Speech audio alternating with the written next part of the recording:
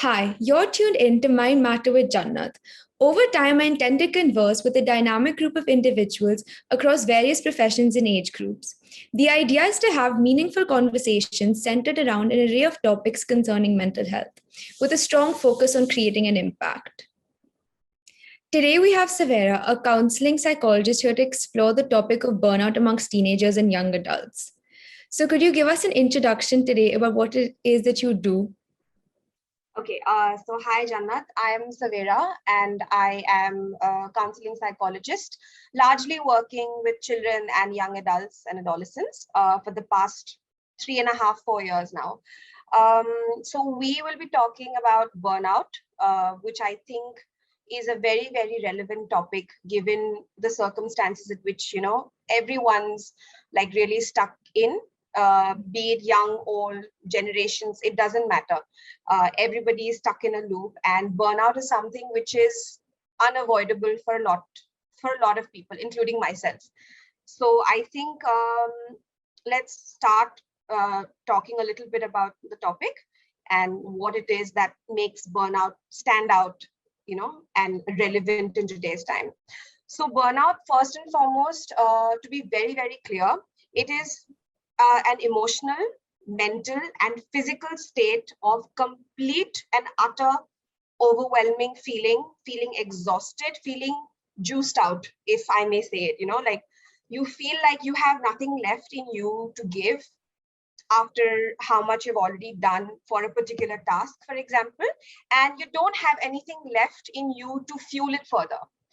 So when you're completely exhausted, burnt out is what burnout literally means, So when you look at burnout, it is a prolonged and extended, stretched out thing of stress.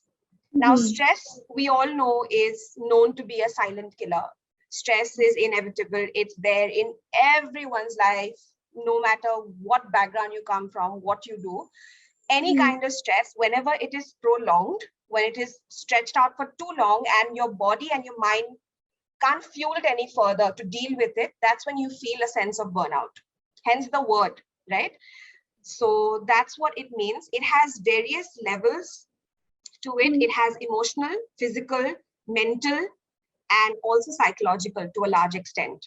Yeah. And since we're talking about burnout among teenagers, with teenagers and the present time, especially COVID, and having to challenge and compete with technology, with your future prospects, a lot of people are caught up in the cycle of not knowing what to do next, whether they are getting into college or having to repeat school, etc. Burnout is very, very common right now. Yeah. So if there's anything that you'd like me to maybe pinpoint towards, I could answer, or I could just keep going in like a flow. I think with teenagers specifically, we talk about like the specific causes of burnout that teenagers may face.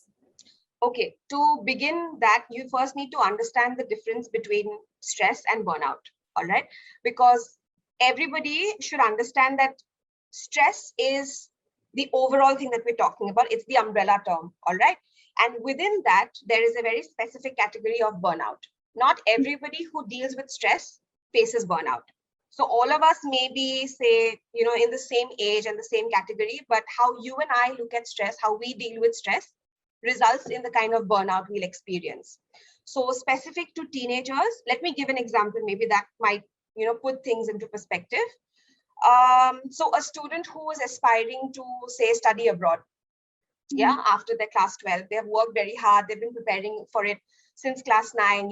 Even the parents have been financially preparing for everything. Ki bacha bhi jayega, after 12, everything's already set. I'm going to go to this Ivy League, etc.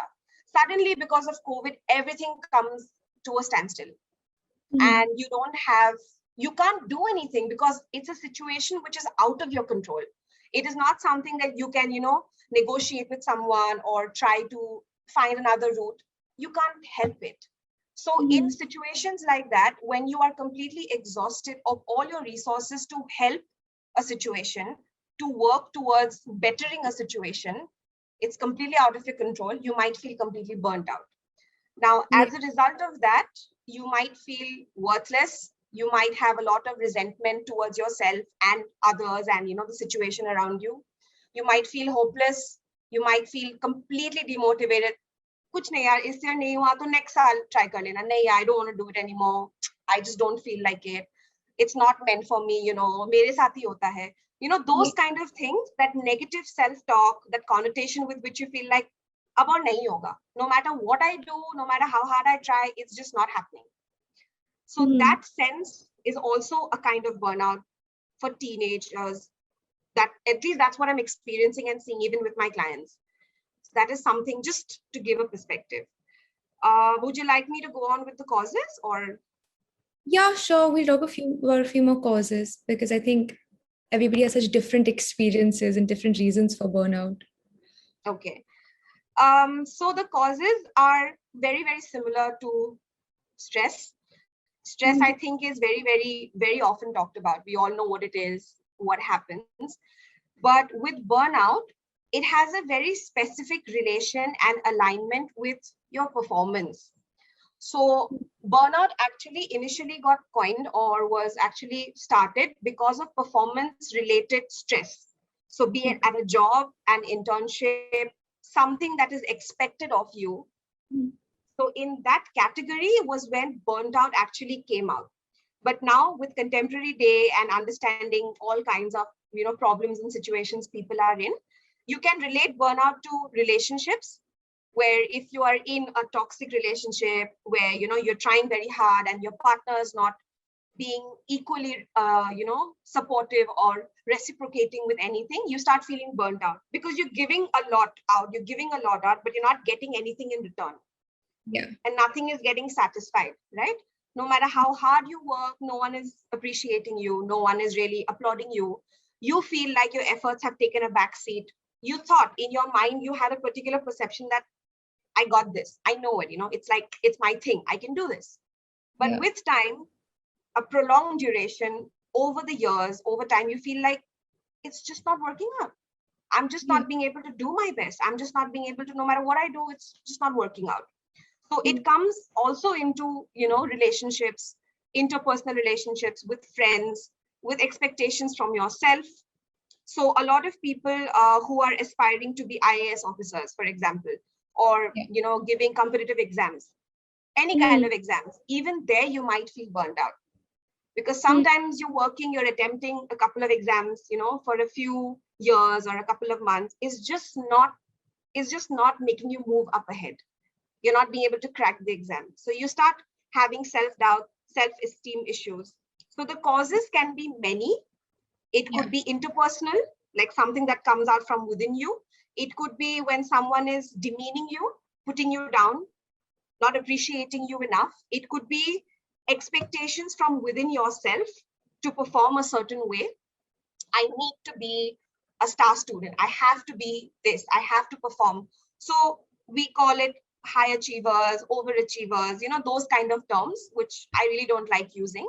But, having a lot of expectations from yourself, always being what do you call it? The A star or the star student everywhere when it comes to teenagers. Tab mein haath dalna hai. I need to be good in everything. So sometimes maybe that's not the fuel to your machine.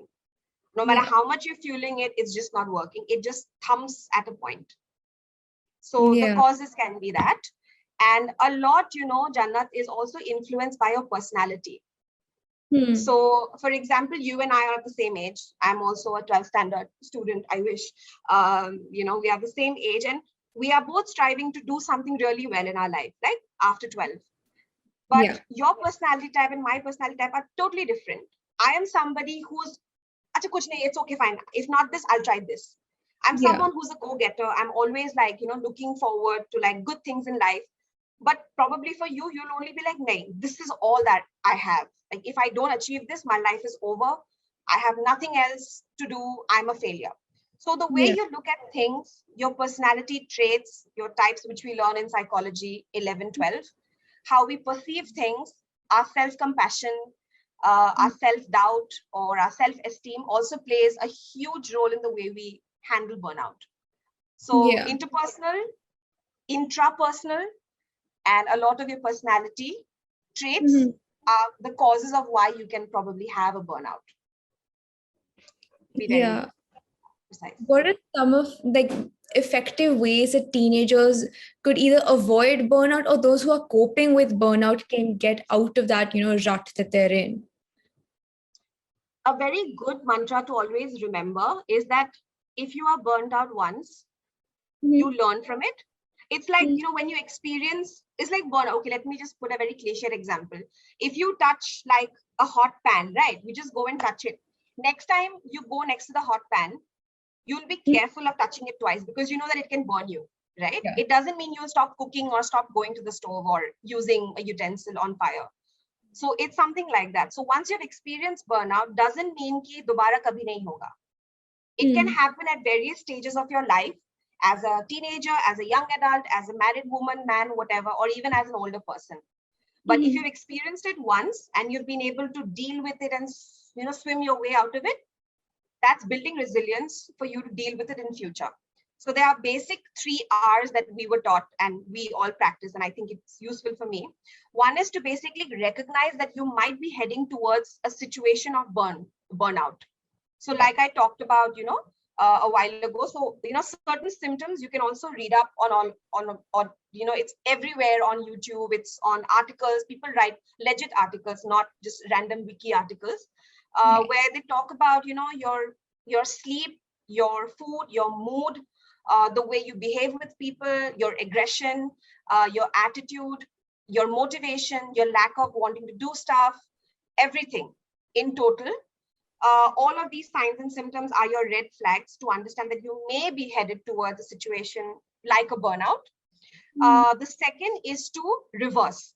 Reverse is very useful for people, like you just mentioned, who are already dealing with burnout. So trying to reassess and reevaluate. If I have 10 goals, in my list of I must do, I must achieve, what are the 4 or 5 things I can realistically do because I'm feeling like I'm burning out? Like I know that I don't have much in me to go further. I can probably only do 1, 2 things. Try to assess those. Try to evaluate what are the things that you can do best with the little bit energy or motivation that you still have left while you're working on it, right? Not to be able to achieve everything, but realistically, kya kar sakte ho? What are the things that you can do? And number 3 is to be resilience. So like I said, once you figure out ki, I thought I couldn't do this, but I somehow managed it. It gives you a boost to other things as well. So building resilience in your first phase to be able to do it next time. So recognize, reevaluate or reassess, and to basically build resilience. These 3 are your main things. And apart from that, I know it sounds very cliched when we say self-care, but it's true. Okay, self-care doesn't mean putting a face pack or putting a picture on Insta saying, oh, look, I got my nails done. Not all of those things. You have to really be able to take care of yourself, where either you're on your own doing things that you like, rekindling with an old hobby, or with a friend, trying to cook something even if it tastes like shit, doing something that's going to help you win your confidence back little by little. Whatever makes you feel like you can appreciate yourself is what is the anecdote for burning out. Because burning out may you feel like you are a complete failure. And that's why no matter what you have done, it's just not worked out. So rebuilding and feeding yourself little things of confidence, making yourself feel better, whether it's exercise, doing a yoga or doing mindfulness, whatever works for you. Yeah, it doesn't have to be something that's everyday Instagram like. It can be anything that makes you feel good, makes you feel worth it, and helps you reconnect to yourself before you completely lose out on that focus. So these things for sure. Yeah. Thank you so much. I think for all who are facing with burnout or are on the edge of it, now know that there is a way to get out of it and to not lose all motivation. So thank you so much for your time today. My pleasure, Jannat. Thanks for having me.